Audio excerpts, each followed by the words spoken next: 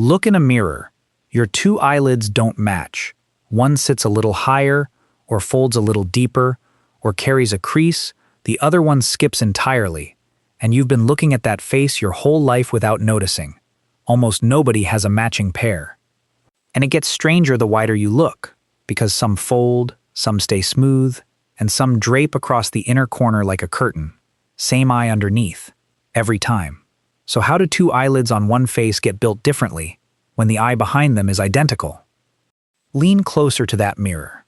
In the inner corner of each eye there's a small pink fold of tissue, and it's the leftover of a third eyelid, the kind a bird still sweeps sideways across its eye in mid-flight. The muscle that once moved it is still in your face, switched off. So the answer starts a few millimeters behind the skin, and it has nothing to do with the skin at all.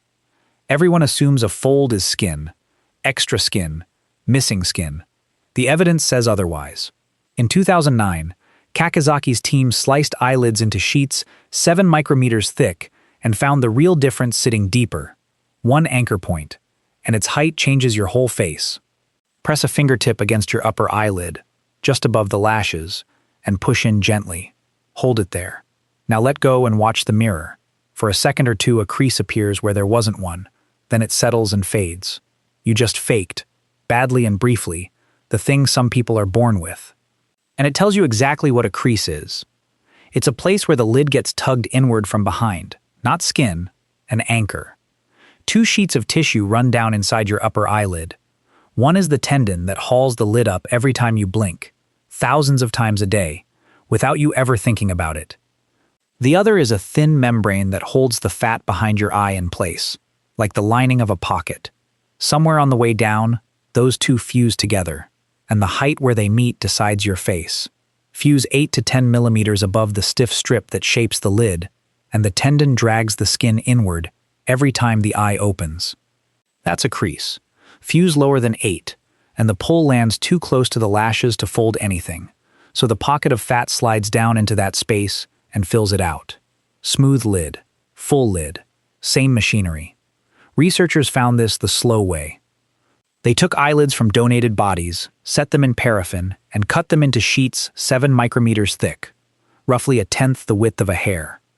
Then they stained each section so the muscle, the fat, and the tendon came up in different colors, and went hunting for the part that should have been built differently between one person and the next.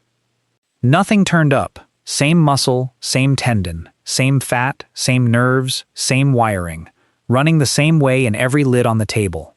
The only thing that shifted was where 2 sheets happened to stitch together, which leaves a harder question sitting there. Nothing on your eye decides that height. The instruction is arriving from a completely different part of your face. And it never left you. Find a photo of yourself at a few months old. Round cheeks, no neck, eyes half shut against the flash, and look at the inner corners. There's a small curtain of skin draped over each one, softening the corner into a curve. Almost every baby has it. Every ancestry, every continent, every hospital ward on Earth. And it has nothing to do with eyes. It's about the nose. At that age, the bridge of your nose is barely there, a low, soft ridge sitting almost flat between your eyes. The skin of the lids has to cross that gap, and with nothing underneath holding it taut, it slacks and folds over the corner. Then the bridge starts to rise. It climbs through your first year and keeps climbing through childhood, dragging that skin outward, pulling the slack out of it, and the fold thins, retreats, and for most people vanishes. For hundreds of millions of others, it stays. That's it. That's the whole mechanism. A curtain of skin, and how tall the pole underneath it grew. Anatomists went looking inside the fold for something more, and they found one thing. A loop of the ring of muscle you squeeze your eyes shut with, doubling back on itself near the corner. Present in lids with the fold, missing in lids without. And the lid above it keeps moving your whole childhood. One team tracked the eyes of 185 children and 35 adults through photographs. The upper lid rides lowest right after birth, climbs to its highest point somewhere between 3 and 6 months, then slides down again in a steady line for years. The creases shift along with it. More and more of those children turned up with a double crease as they aged, and by around 3 years old, the double crease had become the most common pattern in the group. So the face in that photo already handed in one set of eyelids and got another. Your body remembers what your mind has forgotten, which makes the map of this trait almost impossible to explain. But here's the part that stopped researchers cold. Put 4 faces side by side. A Sami reindeer herder in Arctic Finland, a sand hunter in the Kalahari, in open desert heat, someone from the Amazon basin, someone from Siberia. 4 climates that share almost nothing. And at the inner corner of all 4 of those eyes, the same fold of skin. The explanation you've probably heard goes like this. The fold, and the pad of fat behind it, insulate the eye against freezing wind, and the skin cuts the glare coming off snow. It's tidy, it's in textbooks, and it falls apart the moment you look at Africa. That fold turns up at high frequency among Khoisan and Nilotic peoples, in country that has never seen snow. So researchers offered the mirror image. Maybe it shields the eye from sun, dust, and blown sand in open country. That works in the Kalahari. Then it fails in the Arctic. No explanation covers the whole map. And there's still no solid evidence that the fold does anything at all. There's a third possibility nobody likes as much, and it may simply be the right one. Some traits need no reason. A small founding group carries a variant. The group grows. The variant rides along, helping nothing, costing nothing, and thousands of years later, it's on millions of faces. The genetics point that way. In raw numbers, the pattern looks stark. The fold shows up in something like 40 to 90% of people across Asian populations, depending on which study you read, against roughly 2 to 5% elsewhere. That looks like a question with a clean answer. It isn't. Scans of the genome turned up one signal in Japanese participants, a different region entirely in Koreans, and when a team went to confirm those findings in 697 people of Han descent, a single marker held up.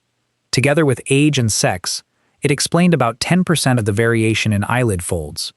The other 90% is still unaccounted for, and you're carrying it around on your face. Your body doesn't know about mirrors. It only knows how to close an eye. Every few seconds, without asking you, it runs the whole sequence. The ring of muscle squeezes, the tendon lets go, the lid drops, sweeps the surface clean, and hauls back up again, thousands of times today, and you notice none of it. All 3 things you've just heard are riding inside that one small movement, every single time. The anchor point a few millimeters deep, set before you were born, and never adjusted since. The curtain of skin that came down to how tall a ridge of bone grew while you were learning to walk. And the dead third eyelid in the corner, still wired to a muscle that stopped getting the signal a very long time ago. Turn it around and the question changes shape entirely. Your eyelids aren't a type. They're a build record, where 2 sheets happen to fuse, how far one bone rose, and what nothing ever came along to remove. 2 people stand at the same mirror. One lid folds. One stays smooth. Both of them blink at almost the same moment, and both blinks do the identical thing. Wipe the surface, hold the light steady, let the world back in. Behind both faces sits the same eye. The same muscle. The same small fold in the corner that quit working long before there was anyone around to notice it quit. What you see in the mirror is the last few millimeters of a much longer story, and most of it was finished before you had a face to check.